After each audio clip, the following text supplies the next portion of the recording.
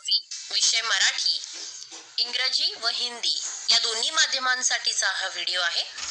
महाराष्ट्र शिक्षण बोर्डातर्फे आपल्याला घटनिहाय प्रश्नपेढी म्हणजेच एक क्वेश्चन बँक उपलब्ध केलेली आहे पीडीएफच्या माध्यमातून. याच पीडीएफ मधून विभाग 5वा पत्रलेखन या विषयावर आज आपण चर्चा करणार आहोत. पत्रलेखन कशा पद्धतीने करायचे ते तर सांगणारच आहे, पण सर्वात महत्त्वाचा प्रश्न कशा पद्धतीने समजून घ्यायचा. विभाग 5 उपयोजित लेखन पत्रलेखन. पत्रलेखनामध्ये बऱ्याच वेळा मतलब बहुत बार ऐसे होता है कि पत्र आपको पता होता है, बहुत आसान होता है, लेकिन कुछ शब्द नए आने की वजह से वो पत्र एक्चुअल किसे लिखना है, कैसे लिखना है, उसका ॲड्रेस क्या है, पत्ता कोणता लिहायचा, कुठे लिहायचा, क लिहायचं की नाही लिहायचं, असे अनेक प्रश्न म्हणजे बरेच प्रश्न तुमच्या समोर निर्माण होतात. त्यामुळे आज हम सबसे पहले कि क्वेश्चन कैसे समझना है, दिलेला प्रश्न कसा समजून घ्यायचा. प्रश्न समजल्यानंतरच आपल्या हे लक्षात येईल की पत्र आपण कोणाला लिहित आहोत, का लिहित आहोत, नेमका त्याचा विषय काय लिहायचा आहे, पत्र औपचारिक आहे की अनौपचारिक आहे, या सगळ्याच गोष्टींचा उलगडा आपल्याला करायचा असतो. पण सगळ्यात महत्त्वाचं कि हमें क्वेश्चन समझना बहुत जरूरी है. तो आइए देखते हैं कि क्वेश्चन कैसे समझना है. प्रश्न दिलेला आहे आपल्याला पत्रलेखनाचा की पुढील जाहिरात वाचा आणि सूचनेनुसार कृती करा. मतलब जाहिरात एडवर्टाइज, हमें आगे एक एडवर्टाइज दी गई है, इसे ध्यानपूर्वक हमें पढ़ना है और फिर समझना है कि एडवर्टाइज क्या है. पहले एडवर्टाइज समझ लो और उसके बाद हमें नीचे 2 बॉक्स दिख रहे हैं. उस 2 बॉक्स में हमें दिया हुआ है कि पत्र किसे, कैसे, ॲज अ व्हॉट हमें लिखना है. जाहिरात का दिली आहे तर पत्रलेखनाची संपूर्ण माहिती, आपण पत्र कोणाला लिहिणार या सगळ्याच गोष्टींची माहिती आपण घेणार आहोत.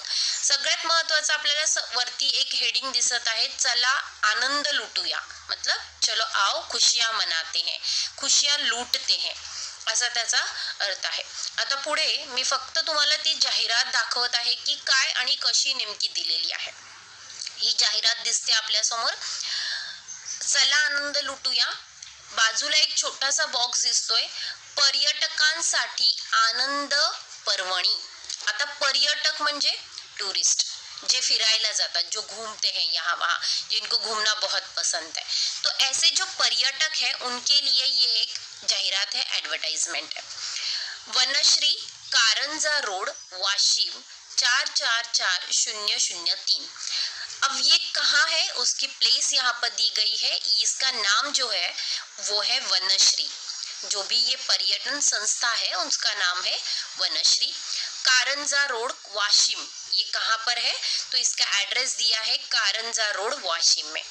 इनकी वैशिष्ट्ये, आमची वैशिष्ट्ये, आता यांची काही वैशिष्ट्ये इथे दिलेली आहेत, ती व्यवस्थित. वैशिष्ट्य म्हणजे काय तर स्पेशालिटी दिलेली आहे. निसर्गाचे सानिध्य, विविध खेळांचा मनसोक्त आनंद घ्या, सर्वांसाठी चविष्ट व रुचकर भोजनाची मेजवानी, वय वर्ष 5 पर्यंतच्या बालकांना निशुल्क प्रवेश, 5 वर्षांपुढील सर्वांना अत्यंत माफक शुल्क, शुल्क म्हणजे तिथली फीस जी असेल, टिप, 100 पर्यटकांनाच प्रवेश, मतलब 100 पर्यटक टूरिस्ट जो होंगे उनके लिए ही यहाँ पर एडमिशन है.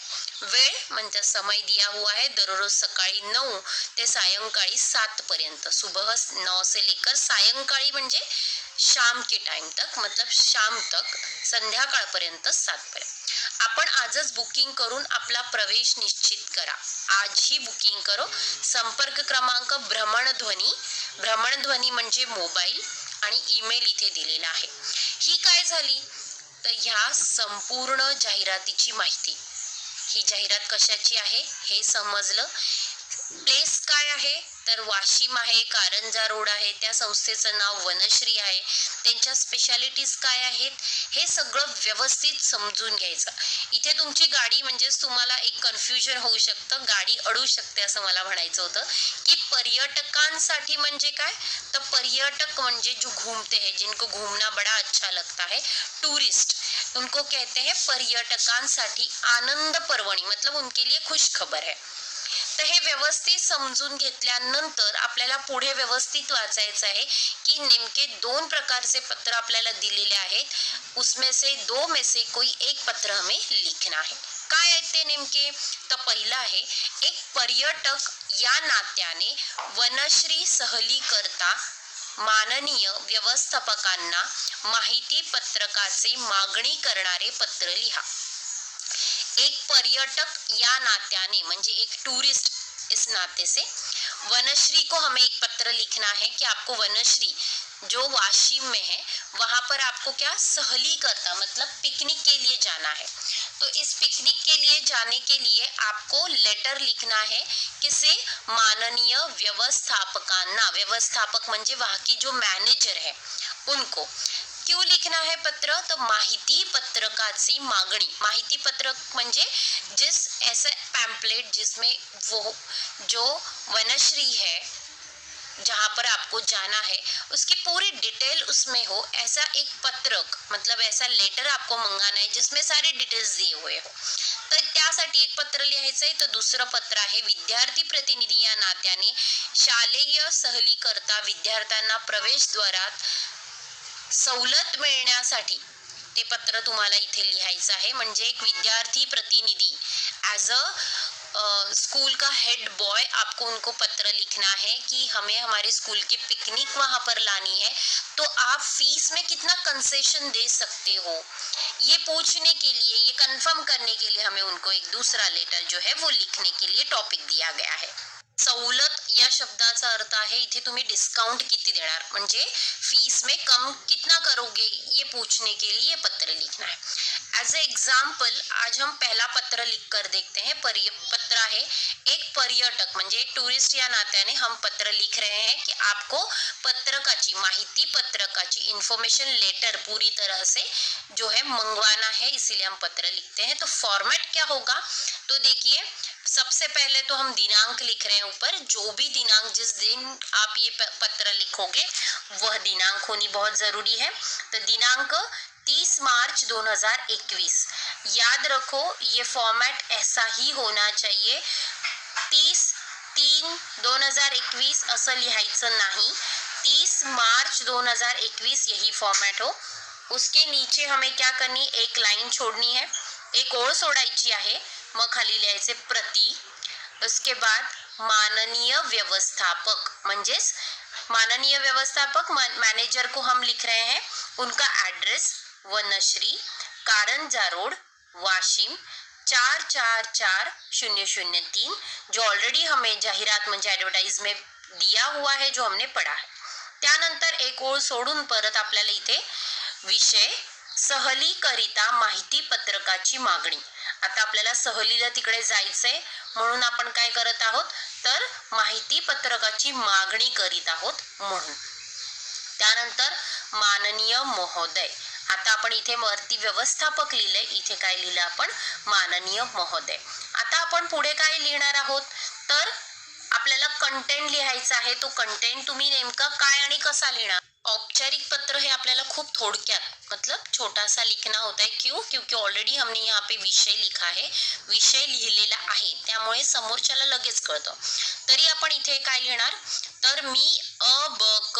आता आपण अ ब क असं का लिहित आहोत कारण की कुठेही आपल्याला प्रश्नामध्ये आपलं काही नाव दिलेलं नाही की तुमचं नाव हे आहे आणि यानुसार तुम्हाला पत्र लिहायचं आहे. म्हणून अशा वेळेला आपण लिहिणार मी अ ब क ठाणे जिल्ह्यातील रहिवासी असून मी एक निसर्गप्रेमी आहे.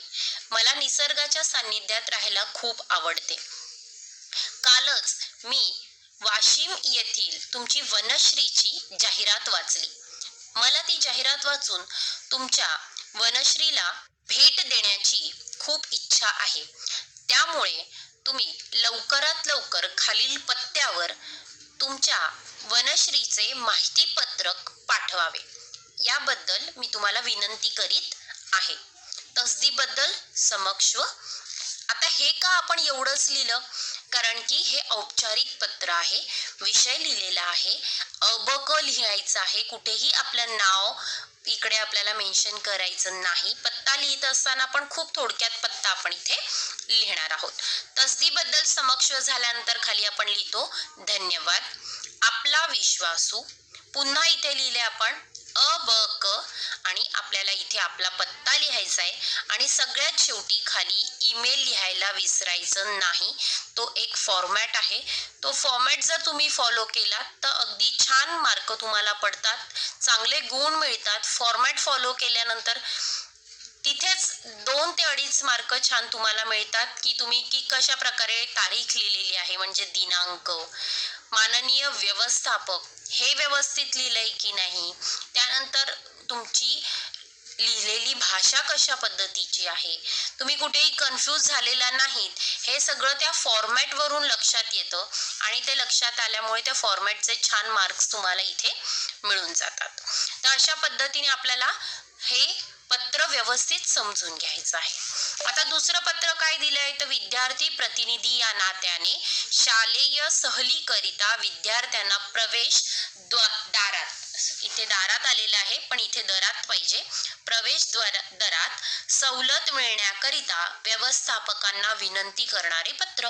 फॉर्मॅट तोच असणार आहे, विषय फक्त बदलत आहे इथे की सहली करता विद्यार्थ्यांना प्रवेश दरात सवलत मिळण्याबाबत, विद्यार्थ्यांना प्रवेश दरात सवलत मिळण्याबाबत हे असं लिहायचं. तर विद्यार्थी प्रतिनिधी म्हणजे तुम्हाला इथे शाळेचं नाव पत्ता लिहिणं गरजेचं आहे.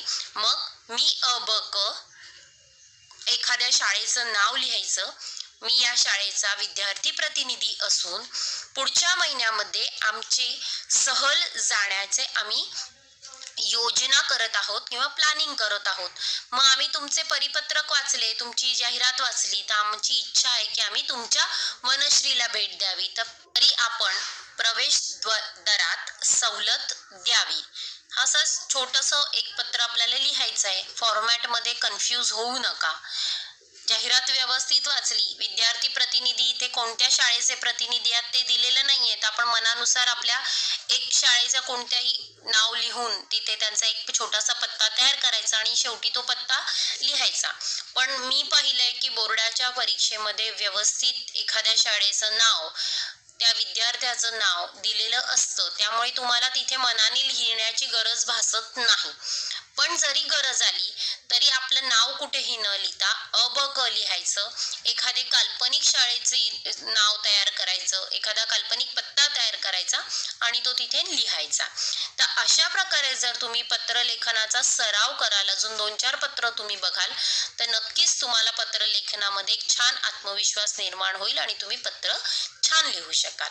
धन्यवाद. Thank you so much.